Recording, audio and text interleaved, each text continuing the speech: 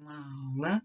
Dessa vez a gente vai falar sobre a segunda fase da Idade Média, que é o período conhecido como Baixa Idade Média.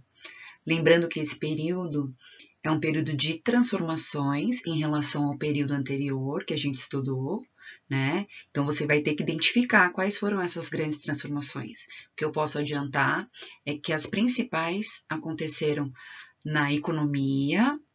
E o que aconteceu na economia foi promovendo as demais transformações na sociedade, na cultura, né, na visão de mundo deles. Então, de certa maneira, as transformações econômicas desencadearam as outras transformações. E é esse o desafio que vocês têm, né? Então, tentem comparar o tempo todo a alta com a baixa Idade Média, para vocês identificarem as permanências e principalmente as mudanças, tá bom? Lembrando que a fase da decadência do feudalismo nós não vamos estudar nesse TRI, vai ficar para o próximo TRI. Então, o que a gente vai ver agora é o que aconteceu nos séculos 11, 12 e 13, tá bom? Vamos lá?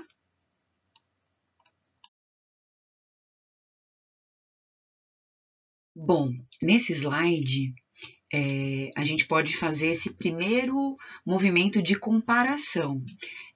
Eu me lembro de ter apresentado esse slide na aula passada, né? Então, ele vai servir como uma breve apresentação agora para o início da nossa aula sobre Baixa Idade Média. Então, olhando lá na parte de baixo, a gente vê uma lista de características importantes, né, que aconteceram. Então, a gente vai ter o expansionismo. Então, de certa maneira, eles ampliaram a visão de mundo e dominaram outros territórios além do Ocidente. A gente vai ver isso quando a gente estudar as cruzadas, né? As cruzadas foram expedições militares organizadas e promovidas pela nobreza, inicialmente, mas incentivadas pelo Papa. E elas aconteceram por motivo religioso inicialmente, mas o resultado delas foi uma grande transformação na economia europeia.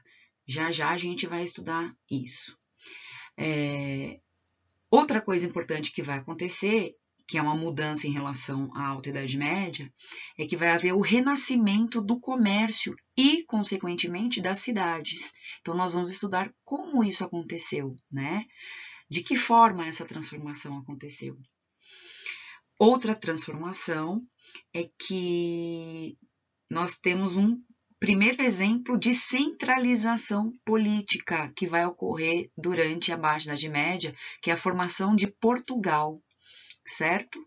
Mas foi o primeiro país a se formar nesse período da Baixa Idade Média, né? Então foi o pioneiro a promover um processo de centralização política, e a gente vai ver como que isso aconteceu. Outra coisa importante é a retomada do legado cultural greco-romano. Eu me lembro que eu falei para vocês que grande parte dessa cultura greco-romana, dos livros, das obras clássicas que eles produziram, ficaram sobre a responsabilidade da igreja, né? Nos mosteiros, somente alguns monges copistas tinham acesso a muitas obras clássicas. E aí a gente vai ver como que esse conhecimento, essa cultura vão voltar a aparecer e a influenciar o modo de vida das pessoas novamente, tá bom? Bom, todas essas transformações também modificaram a vida dessas pessoas.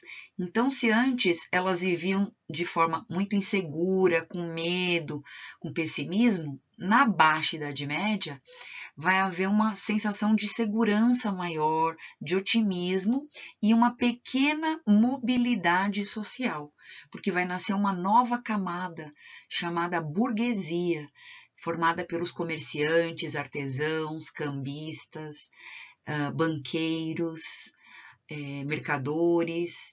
Então, nós vamos ver aí uma certa mobilidade na sociedade.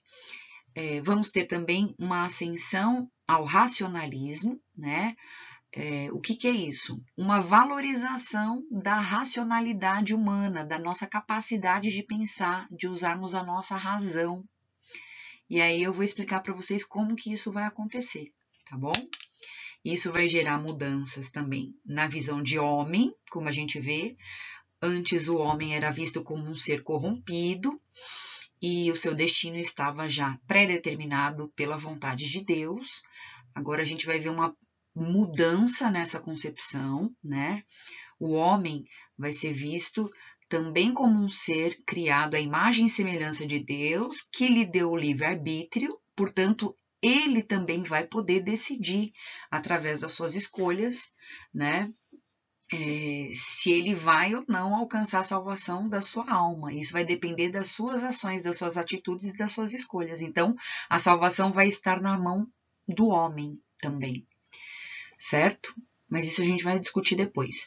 Na arquitetura, nós vamos ver o desenvolvimento do estilo gótico nas igrejas, que vai ser diferente do estilo românico, né? Enfim, uma breve apresentação aqui para vocês, tá bom? Vamos lá?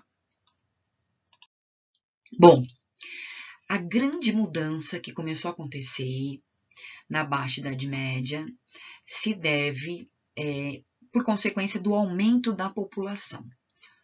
Então, por que a população aumentou? Na Alta Idade Média, a gente tinha visto que muita gente acabava morrendo por conta das guerras, principalmente, né? Foi um período de muita instabilidade, conforme a gente já estudou. Na Baixa Idade Média, sobretudo a partir do século XI, essas invasões, essas guerras, elas cessam. Gradativamente, a população vai crescendo muito. E aí, isso gera a necessidade deles também aumentarem a produção agrícola. Então, os seres humanos, né, eles se desenvolvem a partir de desafios, de necessidades. Vocês têm estudado isso desde o ano passado, né? As grandes invenções humanas, elas foram frutos de uma necessidade que os homens tiveram de transformar, de adequar, né, a sua vida de uma maneira melhor, né, em relação aos desafios, aos obstáculos que apareciam. E foi assim também durante esse período. Então, aumentou a população, eles precisavam aumentar a produção agrícola, que estava insuficiente para aquele número populacional. Então, eles começaram a pensar em novas técnicas, em novas maneiras de produzir. E aí a gente vai ter algumas mudanças. Essa imagem, ela nos ajuda bastante a entender quais foram essas mudanças, né? Na página 108 do livro que eu pedi para vocês lerem, com certeza vocês devem ter visto quais foram essas mudanças. Então, eu vou retomar com vocês. Uma grande mudança foi a utilização do ferro para a fabricação dos instrumentos agrícolas. Até então, os instrumentos eram de madeira, e isso era muito frágil, né? Eles não conseguiam revolver a terra com profundidade, a madeira apodrecia rapidamente, né? Não dava condições para que eles cavassem a terra, preparassem, né, de forma mais significativa e produtiva. Então, com os vikings, sobretudo, eles aprenderam a utilizar mais as ferramentas de ferro, né? Os vikings eram grandes conhecedores da metalurgia. Até então, os europeus usavam mais para a fabricação de armas por conta das guerras. Mas, como essas guerras cessaram, essas invasões pararam, eles começaram a utilizar esse conhecimento para a agricultura. Então, eles fabricavam mais instrumentos com ferro, enxadas, foices, martelos. E o ferro era muito mais eficiente, né, resistente. Então, ele foi muito útil para a produção agrícola, a preparação do solo. Ele deu mais eficácia e rapidez a esse processo de produção agrícola. Outra coisa que a gente está vendo aqui, nessa parte aqui do cavalo que eu estou circulando agora, é a charrua. Na audioaula anterior, eu tinha mostrado para vocês, né, uma charrua de madeira, puxada por bois. E agora a gente vê uma charrua, que era esse instrumento utilizado para arar o solo, né, e prepará-lo para o plantio, puxada por cavalos. Então, essa também já é uma grande diferença. Antes, os cavalos eles eram muito necessários na guerra e eles eram pouco utilizados na produção agrícola. Como as guerras também vão parar, como eu já falei, os cavalos vão passar a ser mais utilizados também na produção agrícola. E eles são mais ágeis, mais rápidos, então eles vão dar mais agilidade e eficiência no processo produtivo, né? E isso vai possibilitar também um aumento da produção, porque a produção fica mais rápida. Outra coisa que eles vão fazer é aumentar as áreas de produção agrícola. Então, eles vão drenar pântanos, devastar bosques, né? E aí eu chamo a atenção para a transformação também no meio ambiente, né? À medida em que eles necessitam de novas áreas para o plantio, vai haver uma degradação, né? Uma devastação dos bosques, das florestas que haviam ao redor dos feudos. Tudo isso para garantir essa necessidade de aumentar a produção para abastecer aquela população que havia crescido, certo? Outra coisa importante e eficiente foi o arreio, né, dos cavalos. Antes, o arreio era feito no pescoço do animal e isso dificultava o movimento do animal. Na Baixa Idade Média, a gente vai ver esse arreio atrelado ao peito, ao peitoral. Então, isso deu agilidade ao animal, possibilitando uma movimentação mais livre e, por isso, mais eficaz, certo? Outra coisa que a gente vai ver é a utilização cada vez maior dos moinhos, moinhos de vento, moinhos de água ou roda d'água, ou seja, eles vão aprender a utilizar a força da natureza a seu favor, né, para mover engrenagens, e eles usavam essas engrenagens para moer, triturar os grãos, né? Isso também deu mais agilidade, porque esse processo antes era feito à mão. Então, a produção pôde ficar mais intensa e esse processo mais eficaz e rápido, certo? Bom, outra técnica muito importante é a técnica da rotação trienal. Eles aprenderam a cuidar, a manter a terra fértil, coisa que eles não faziam antes, através desse sistema de rotação trienal. Lá na página 108 do livro de vocês, tem um exemplo também de como isso funcionava, certo? Era como se fosse um rodízio. Como a gente está vendo, nesse rodízio, eles dividiam as áreas de plantio, sempre deixando uma área para descanso ao longo do ano. E isso duplicou o número de colheitas, de produtos que eles podiam cultivar, ao mesmo tempo em que eles mantinham a terra sempre fértil, né? Então, isso possibilitou o aumento da produção e o aumento da qualidade dessa produção, né? Bom, com essas técnicas agrícolas todas, o que aconteceu? Não só eles produziam o que eles precisavam, mas eles começaram a gerar excedentes agrícolas. E aí o que acontece numa sociedade quando ela consegue gerar excedentes? Muito bem, o comércio renasceu. Aos poucos, esse excedente agrícola era vendido. Os próprios senhores feudais também começaram a mudar os seus hábitos.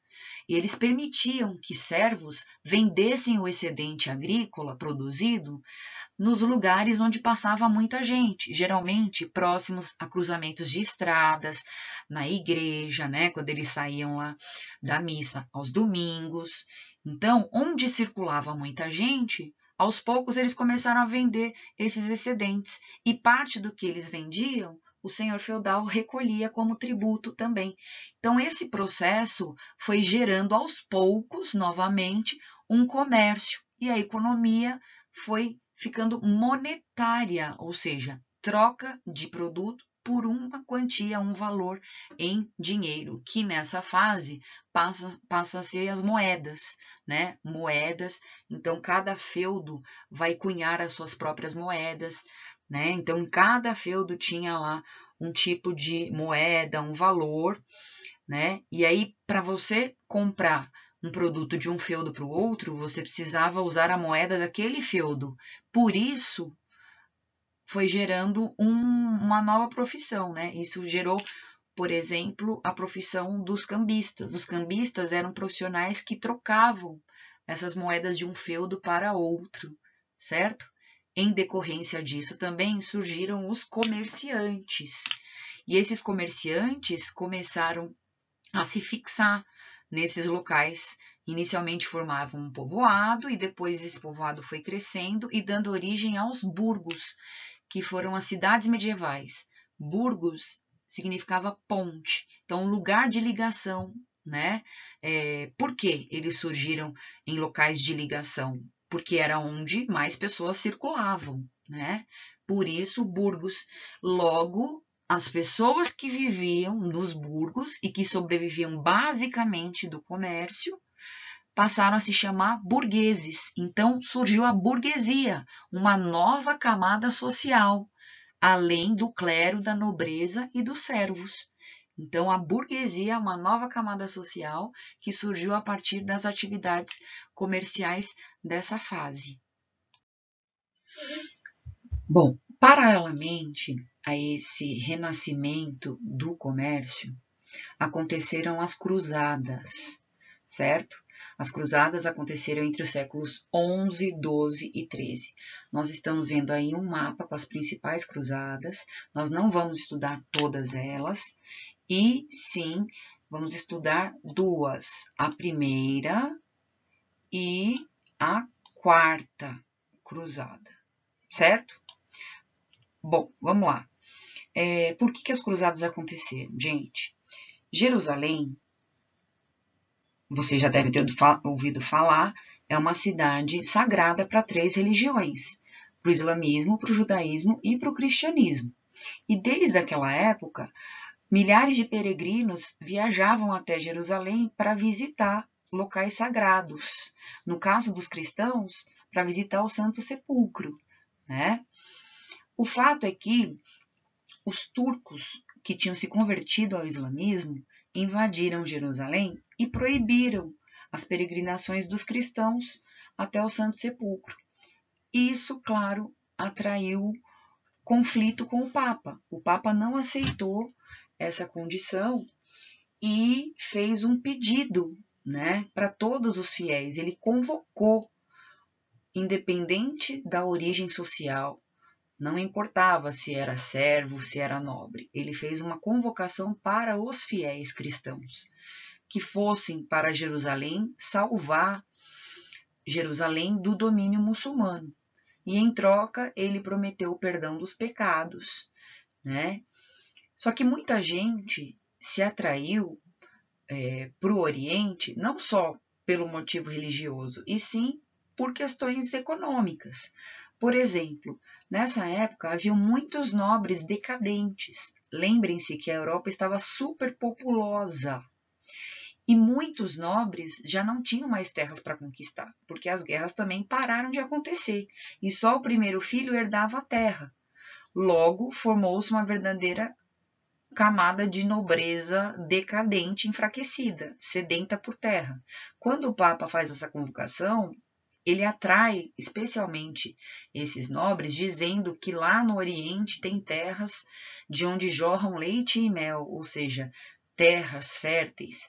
Então é óbvio que muitos nobres vão organizar essas expedições militares, intituladas de cruzadas. Isso porque eles faziam uma marca e bordavam uma cruz na roupa, por isso cavaleiros cruzados. Mas, de maneira geral, as cruzadas atraíram pessoas de todas as camadas sociais. E como a Europa estava superpopulosa, de certa maneira, as cruzadas possibilitaram o escoamento dessa população do Ocidente para o Oriente. Por isso houve um expansionismo, né? De fato, muitos nobres conseguiram conquistar terras no Oriente.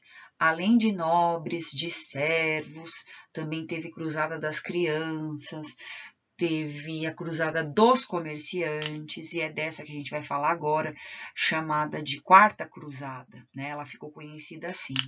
Por que será? Foi organizada por comerciantes de Gênova e Veneza, comerciantes italianos. Vejam que curioso, nem sequer ela vai para Jerusalém, vai direto para Constantinopla, que era o principal polo econômico do Oriente, era a capital do Império Bizantino. Lembrando um fato importante também, em 1054 houve uma ruptura entre as igrejas do Ocidente e do Oriente.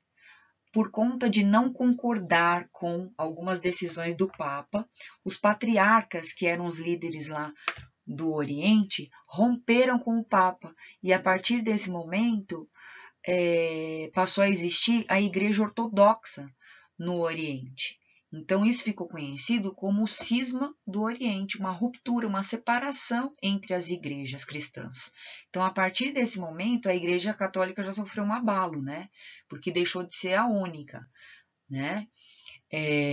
Pelo menos era até 1054.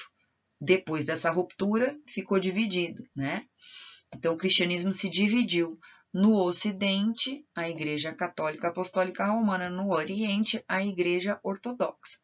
Então, voltando a falar da Quarta Cruzada, os comerciantes de Gênova e Veneza tinham muitos concorrentes em Constantinopla, eram seus rivais econômicos. E aí, o que eles fizeram?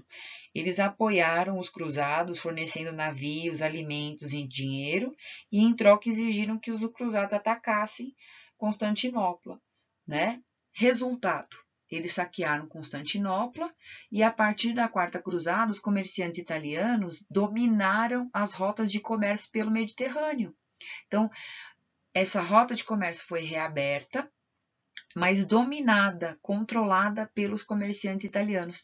E não foi à toa que as cidades italianas foram as que mais se desenvolveram a partir de então, né? As que tinham uma burguesia mais rica e poderosa. Logo, logo a gente vai ver a importância disso, desse fato aí, para o movimento renascentista, que começou justamente nas cidades italianas, que eram as mais poderosas e ricas. Tá bom? Bom, como eu falei anteriormente, não dá para entender o renascimento das cidades e do comércio sem entender o papel das cruzadas, porque isso aconteceu ao mesmo tempo. Então, graças às cruzadas, houve uma reabertura do mar Mediterrâneo e, consequentemente, a reabertura do comércio entre o Oriente e o Ocidente, como a gente está vendo nesse mapa conceitual, certo? Com as cruzadas, então, muitos e muitos produtos do Oriente que atraíam muitas pessoas do Ocidente puderam ser comercializados nas cidades, sobretudo nas feiras, em que as feiras medievais ganham força e atraem milhares de pessoas, comerciantes, artesãos, mercadores, banqueiros e consumidores em potencial.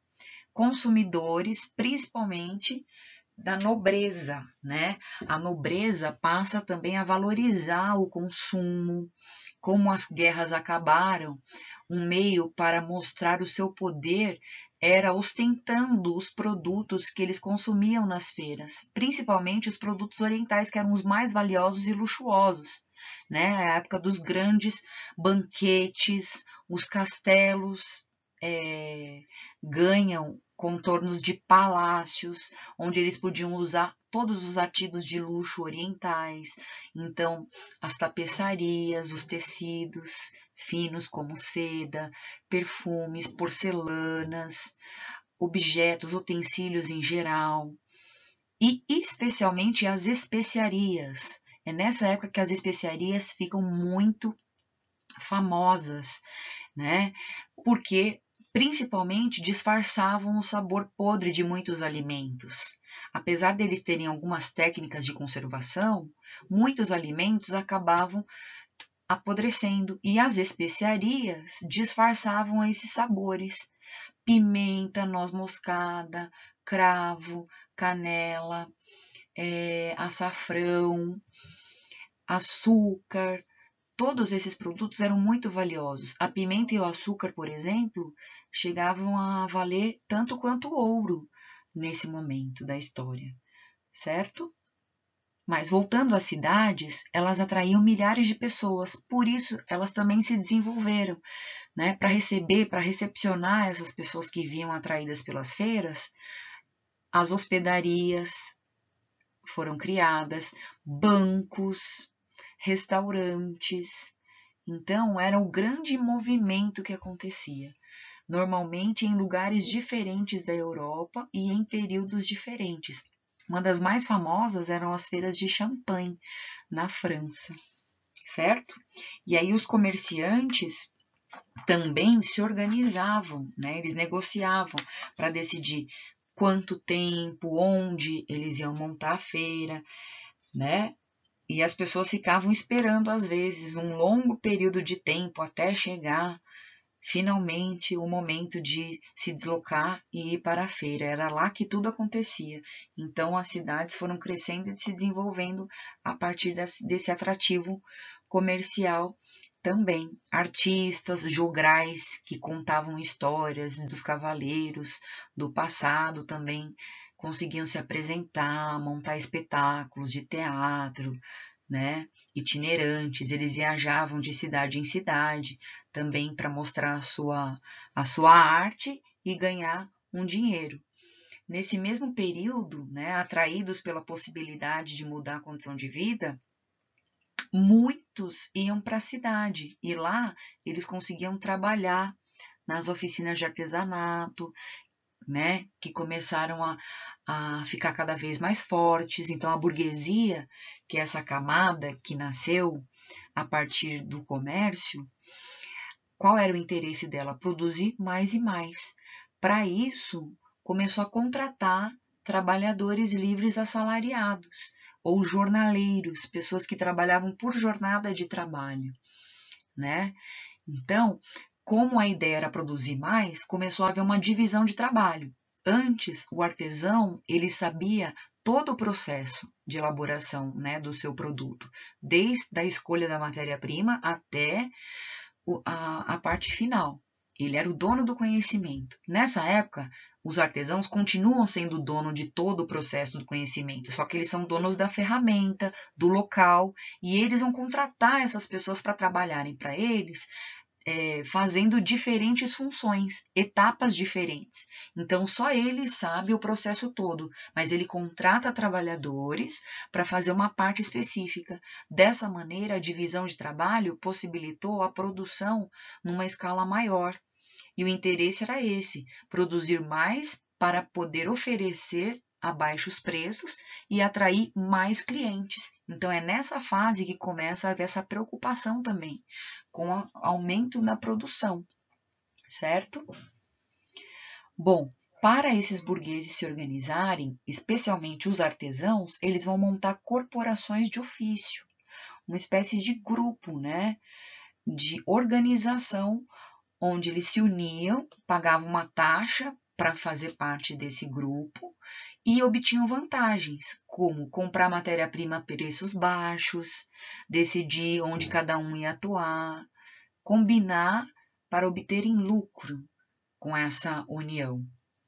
Quando alguém da família de um corporado morria, a corporação contribuía e ajudava na manutenção dessa família. Então, havia muitas vantagens nessa união. Com o passar do tempo, os líderes dessas corporações negociavam e administravam, lutavam pelos interesses desse grupo na administração das cidades. Então, eles começaram a lutar também pela autonomia, pela independência dessas cidades. Vamos lembrar que as cidades nasceram dentro de algum feudo. Então, os senhores feudais também cobravam tributos da burguesia para que eles pudessem atuar nas cidades, né? Só que muitos burgueses, negociando com alguns senhores feudais, conseguiam comprar uma carta de franquia, que era uma carta de autonomia, de independência administrativa. Mas nem todo mundo conseguia essa autonomia. Por isso que começou a acontecer atrito entre burgueses e senhores feudais, né? para intermediar esse conflito, cada vez mais os reis vão intervir, né, como mediadores, e vão ganhar força nesse sentido, né, vão ganhar mais autonomia e força, coisa que antes, né, na Alta Idade Média, eles não tinham, tá? Então esse é um fator que vai mudar também.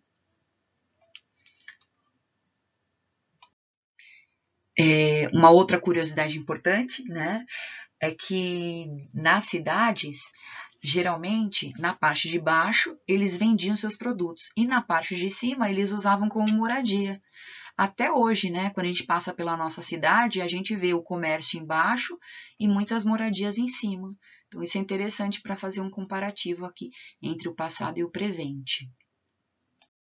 Bom, em meio a essas transformações todas, a gente não pode esquecer que a igreja, de certa maneira, se sentiu ameaçada, porque perdeu, né, aquele espaço de atenção que ela tinha.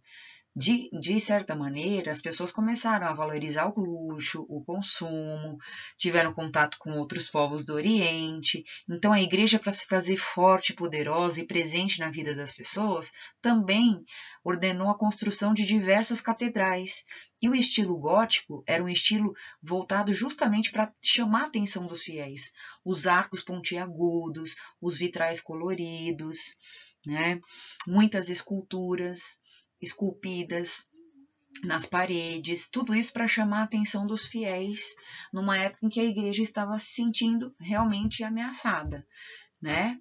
Ao mesmo tempo, a burguesia começa a apoiar escolas e universidades fora do domínio da igreja. Para a burguesia era interessante que seus filhos aprendessem a ler, a escrever, a ter uma boa oratória, né, falar bem, vender seus produtos, estudar, fazer cálculos matemáticos. Então, nós vamos ver a origem das primeiras universidades da Europa, né? Por exemplo, Oxford, Cambridge, Universidade de Paris, Salamanca, Coimbra, em lugares diferentes da Europa. Universidades que são consagradas, renomadas e existem até hoje, né? Então, foi a época em que surgiram escolas e universidades laicas fora do domínio da igreja, inicialmente como associações de professores ou de alunos, né? Mas essa é uma informação bem importante, porque houve uma difusão maior do conhecimento, né? E o conhecimento deixou de ficar exclusivamente sob o domínio da igreja, certo? Interessante saber que a universidade era formada geralmente por 4 faculdades: artes, medicina, direito e teologia, certo? Aqui a movimentação, né, dentro dos burgos. O papel da burguesia, que eu já falei, que vai ser a camada que vai estar por trás de todas as principais mudanças que a gente vai ver no final da Idade Média para a Idade Moderna. Então, não se esqueçam dessa camada social. Ela vai estar presente em todas as grandes mudanças do segundo tri.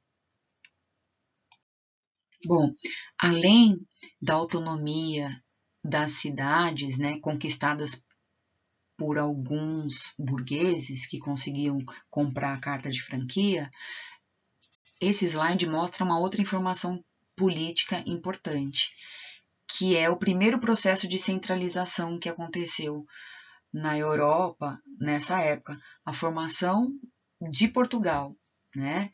Então, o que é interessante é associar quando isso aconteceu e como isso aconteceu.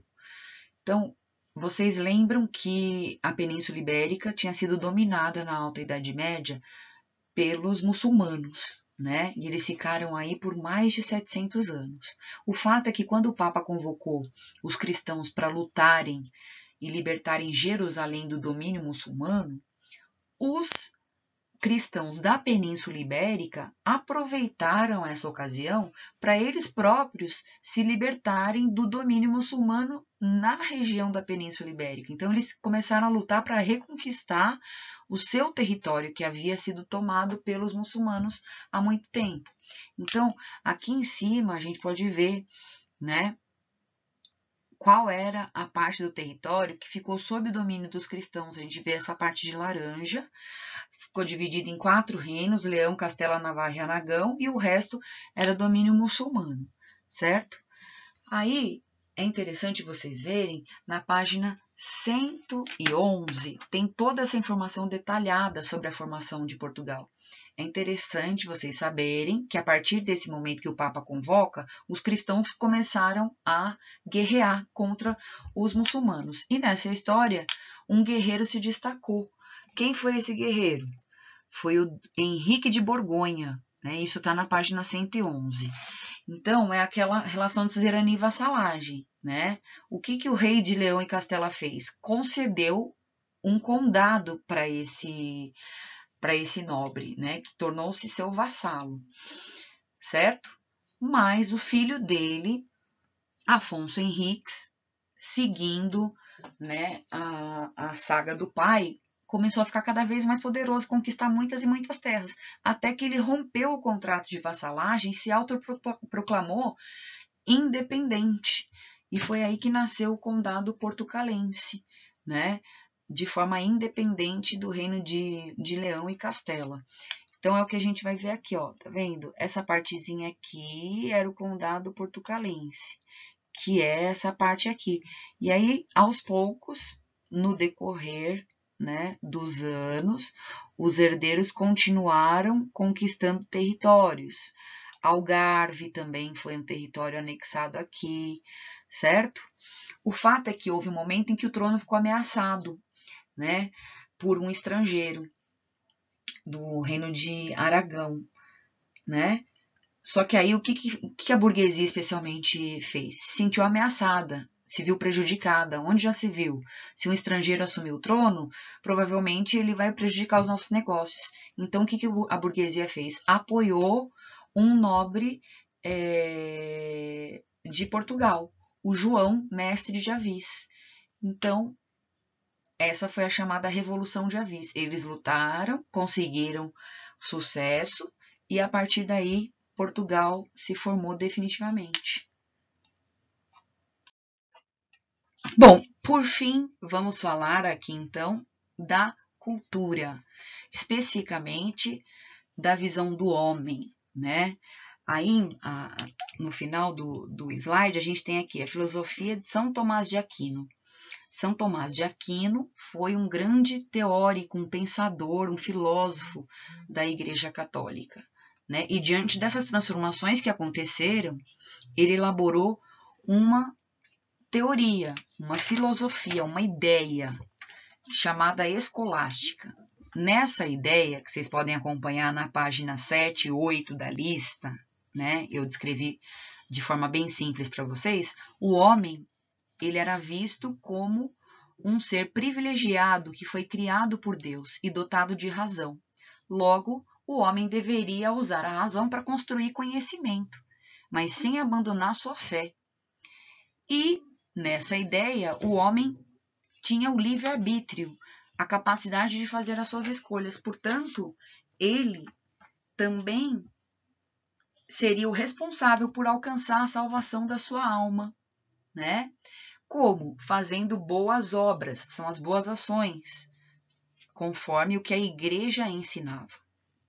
Na arquitetura, temos o estilo gótico, que eu já falei para vocês. Então, é só vocês olharem os detalhes e acompanharem a página 7 e 8 da lista. É isso, gente.